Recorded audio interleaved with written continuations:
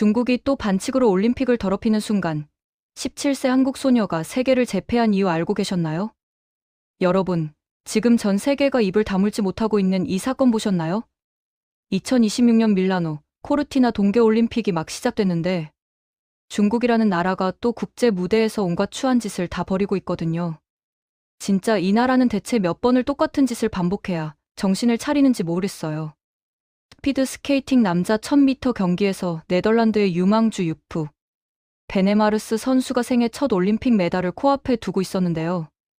레인 체인지 구간에서 중국의 렌츠원이라는 선수가 베네마르스의 스케이트 날을 고의로 걸어버린 겁니다.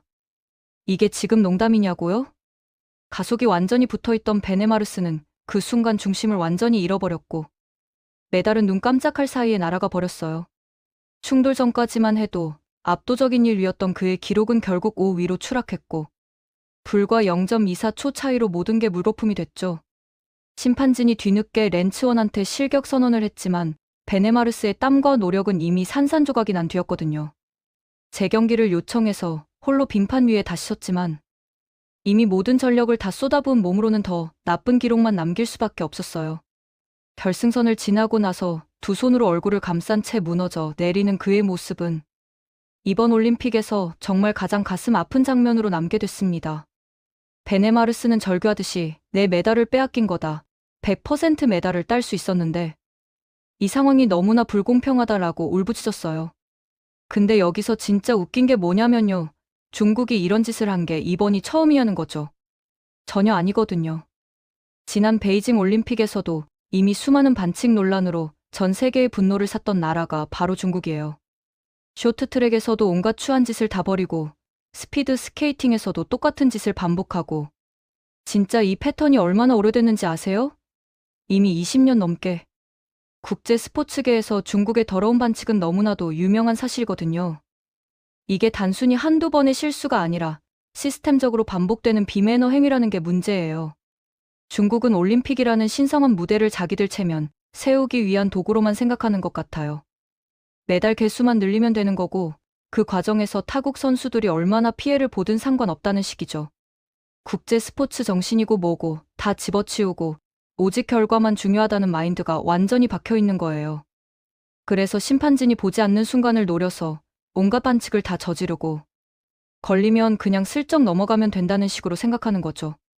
근데 진짜 화가 나는 건요. 이런 비열한 행위들이 올림픽 정신을 완전히 짓밟고 있다는 사실이에요. 올림픽은 단순히 메달 따는 대회가 아니잖아요. 전 세계 선수들이 공정한 경쟁을 통해 서로를 존중하고 최선을 다하는 자리거든요. 근데 중국은 그런 가치들을 완전히 무시하고 오직 자국의 메달 개수만 신경 쓰는 거예요. 이게 얼마나 추한 행동인지 본인들은 모르는 것 같아요. 국제 무대에서 자국의 이미지를 스스로 더럽히고 있다는 사실조차 인지하지 못하는 거죠. 베네마르스뿐만 아니라 얼마나 많은 선수들이 이런 식으로 억울하게 메달을 놓쳤겠어요. 평생을 바쳐 준비한 올림픽인데 타국 선수의 고의적인 반칙 때문에 모든 게 물거품이 되는 거예요. 이게 정상적인 스포츠 대회에서 일어나야 할 일인가요? 절대 아니죠. 근데 중국은 이런 행위를 계속해서 반복하고 있어요. 베이징 올림픽 때도 그랬고 밀라노 올림픽에서도 여전히 똑같은 짓을 하고 있다는 게 정말 어이가 없는 거예요. 국제 빙상 연맹도 이런 행위들에 대해 강력한 제재를 해야 하는데 솔직히 처벌이 너무 약하거든요. 실격 선언만 하고 끝나는 게 아니라 장기 출전 정지라든지 훨씬 더 강력한 제재가 필요한 상황이에요. 그래야 이런 비열한 행위들이 근절될 수 있는 거죠. 근데 현실은 그냥 실격만 당하고 다음 대회에 또 나와서 똑같은 짓을 반복하는 악순환이 계속되고 있어요. 이런 식으로 가다가는 올림픽 자체의 가치가 완전히 추락할 수밖에 없다는 사실을 국제 스포츠계가 빨리 깨달아야 해요. 근데 여러분, 바로 이 순간에요. 중국이 밀라노 올림픽을 더럽히고 있을 때 대한민국이 전 세계의 진정한 올림픽 정신이 무엇인지 보여주는 역사적인 장면이 펼쳐지고 있었거든요. 밤하늘에 눈발이 하늘하늘 흩날리는 이탈리아 리비뇨. 스노파크에서 한편의 완전 미친 대역전 드라마가 시작되려 하고 있었어요. 그 주인공이 누구냐면요. 바로 17살 고등학생, 세화여고에 재학 중인 최가운 선수였습니다. 진짜 최가운 선수 나이 좀 보세요. 17살이에요. 고등학생이라고요. 우리나라 또래 애들이 수능 준비하고 학교 다닐 나이에 이 친구는 올림픽 무대에서 전 세계 최고의 선수들이랑 겨루고 있는 거예요. 이게 얼마나 대단한 건지 아시나요? 예선을 전체 6위로 통과한 최가운 선수는 결선 12명 중 7번째 순서로 하프파이프에 올랐어요. 이번 시즌 월드컵 3연승에 세계 랭킹 1위까지 거머쥔 상태였거든요. 누가 봐도 완전 강력한 금메달 후보였던 거죠. 근데 올림픽의 신은 이 어린 선수에게 진짜 가혹한 시련을 먼저 안겨줬어요. 1차 시기에서 스위치 백사이드 뮤트 900도 기술을 깔끔하게 성공시키고 두 번째 트릭인 캡 기술을 시도하던 찰나였는데요. 세 바퀴 회전을 완벽하게 마치고 착지하려는 순간에 하프파이프의 가장자리인 코핑에 보드가 걸리고 만 거예요. 최가운 선수의 몸은 공중에서 완전히 비틀리면서 차가운 슬로프 한가운데로 너무 거칠게 내동댕이 쳐졌어요. 충격이 얼마나 컸는지 한동안 일어나지도 못할 정도였고 의료진과 들것이 투입되는 엄청 긴박한 상황이 연출됐거든요. 전 세계 시청자들은 다들 숨을 죽였어요. 왜냐하면 2024년에 최가운 선수가 허리 골절로 수술대에 올랐던 그 악몽 같은 기억을 다들 떠올렸거든요. 설마 또 큰 부상을 당한 거 아니야? 라는 불안감이 전 세계를 휩쓸었어요. 다행히 최가운 선수는 스스로 일어나서 눈물을 글썽이면서 슬로프를 내려왔지만 1차 시기 점수는 고작 10점밖에 안 나왔어요. 순위는 10위로 완전히 밀려났죠. 금메달은커녕 메달권 진입조차 불투명해 보이는 상황이었던 거예요. 더욱 절망적인 건요. 전광판에 DNS라는 표시가 떴을 때예요. 출전하지 않는다는 뜻이거든요. 모두가 이제 완전히 끝났구나 라고 탄식했어요. 관중석에 있던 사람들도 다들 고개를 떨구고 안타까워했죠. 허리 부상 이력이 있는 선수가 또 심하게 넘어졌으니 당연히 기권할 거라고 생각했던 거예요. 근데 기적이 일어났습니다. 기권 표시가 사라지고 아픈 몸을 이끌고 최가운 선수가 다시 출발선에 선 거예요. 관중석은 완전히 웅성거렸고 해설진도 진짜 놀라움을 감추지 못했어요. 하지만 부상의 여파는 정말 냉혹했어요. 2차 시기에서도 첫 번째 기술 착지가 불안정해서 또다시 넘어지고 말았거든요. 2차 시기 역시 완주 실패했고 점수는 여전히 10점에 머물면서 열흘 위까지 떨어졌어요. 금메달은커녕 메달권 진입 자체가 완전히 불가능해 보이는 절망적인 순간이었던 거죠. 반면에 하프파이프 위에서는 전설적인 존재인 클로이 킴 선수가 1차 시기부터 88점을 획득하면서 여유롭게 1위를 지키고 있었어요. 숀 화이트도 이루지 못한 올림픽 3연패라는 엄청난 대기록이 클로이 킴의 눈앞에 와 있는 것처럼 보였던 거예요. 최가운 선수한테 남은 기회는 딱 한 번뿐이었어요. 마지막 3차 시기에서 이 17살 소녀는 정말 놀라운 결단력을 보여줬거든요. 부상당한 몸과 눈 내리는 악조건을 고려해서 원래 계획했던 1080도 이상의 초고난도 기술을 과감히 포기한 거예요. 대신에 900도와 720도 회전 중심의 기술들을 완벽한 완성도로 수행하는 전략을 택했죠. 이게 진짜 천재적인 판단이었던 게요. 부상당한 몸으로 무리하게 초고난도 기술을 시도했다가 또 넘어지면 그냥 끝장이거든요. 차라리 난이도를 조금 낮추더라도 완벽한 완성도로 승부를 보겠다는 전략적 판단을 내린 거예요. 스위치 백사이드 900도로 시작된 비행은 높이부터가 완전히 압도적이었어요. 하프파이프에서 높이라는 건 단순히 얼마나 높이 뛰었냐의 문제가 아니라 얼마나 공중에서 여유 있게 기술을 펼칠 수 있는 시간을 확보했냐의 문제거든요. 최가운 선수의 점프는 다른 선수들보다 확실히 높았고 그만큼 공중에서 더 여유 있게 기술을 펼칠 수 있었어요.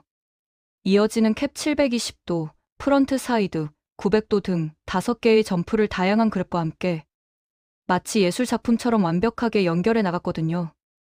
난이도를 낮춘 대신 압도적인 높이와 일관된 안정성, 그리고 깔끔한 완성도로 승부한 전략이 완전히 빛을 발했어요.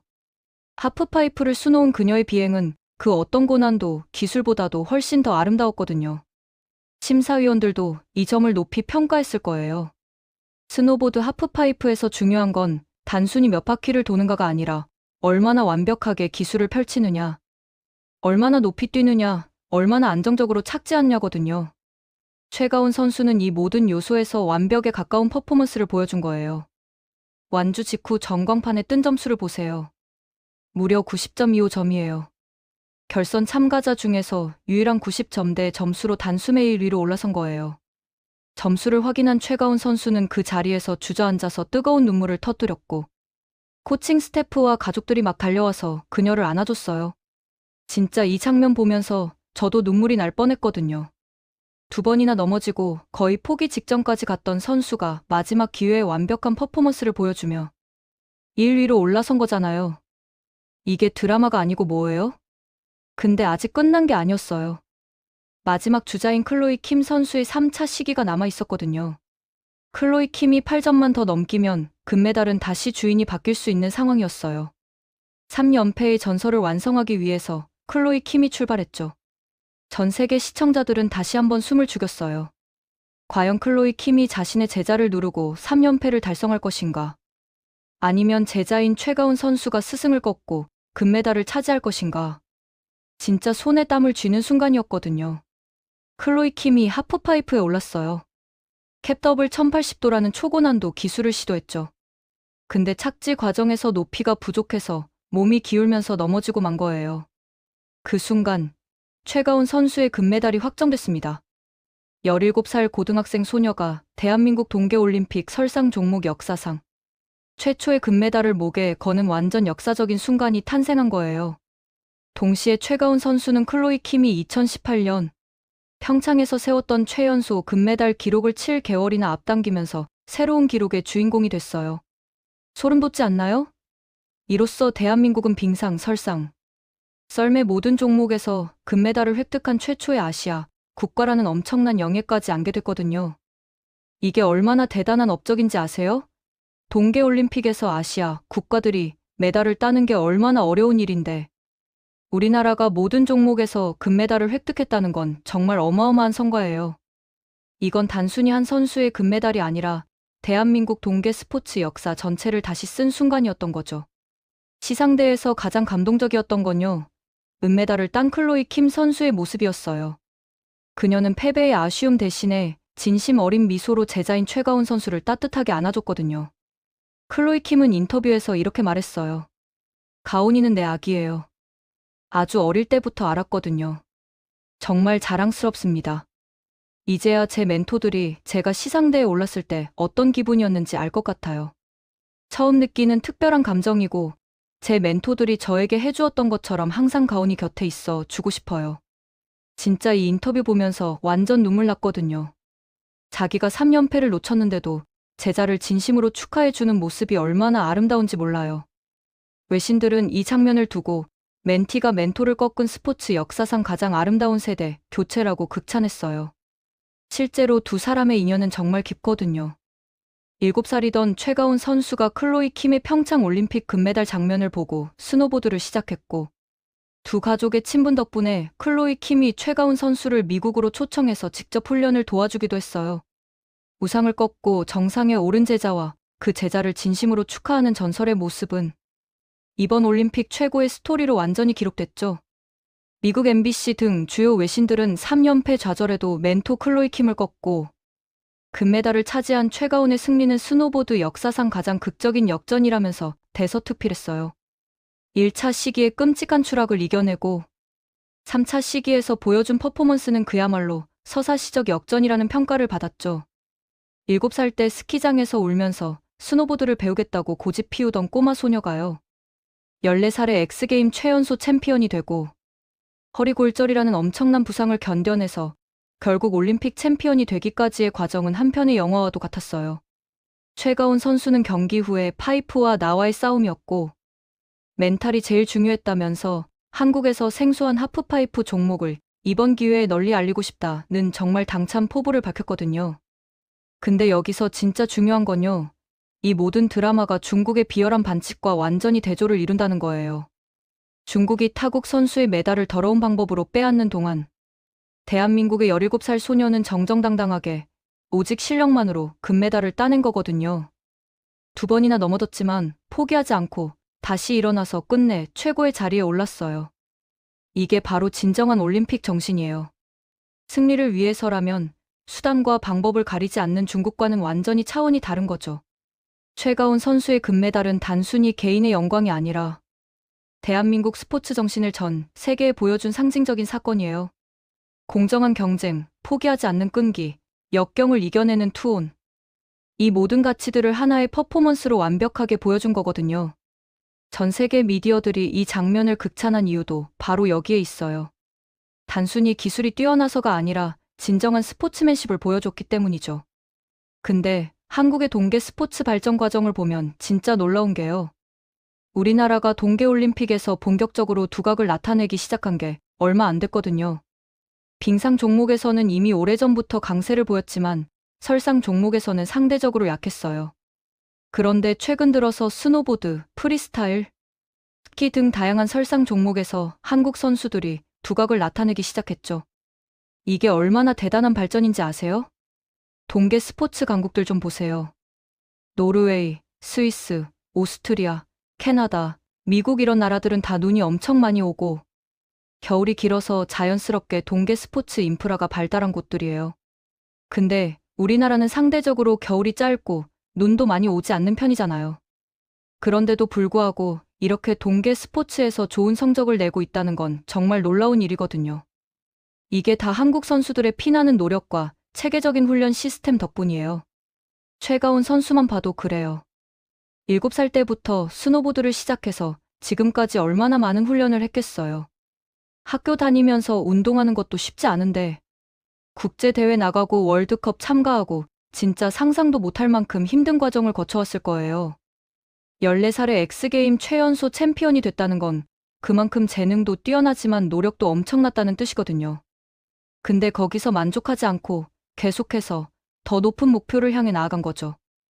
허리 골절이라는 큰 부상을 당했을 때도 포기하지 않았어요. 14살이면 아직 성장기인데 허리 골절은 정말 치명적인 부상이거든요. 자칫하면 평생 후유증이 남을 수도 있는 부상이에요. 근데 최가온 선수는 재활 치료를 받으면서도 복귀를 포기하지 않았고 결국 다시 하프파이프 위로 돌아왔어요. 이게 얼마나 대단한 정신력인지 아세요? 보통 사람 같으면 진작에 포기했을 거예요. 근데 이 친구는 끝까지 포기하지 않고 결국 올림픽 챔피언이 된 거죠. 이번 밀라노 올림픽에서도 1차, 2차 시기에서 계속 넘어졌잖아요. 근데 3차 시기에서 완벽한 퍼포먼스를 보여주며 금메달을 땄어요.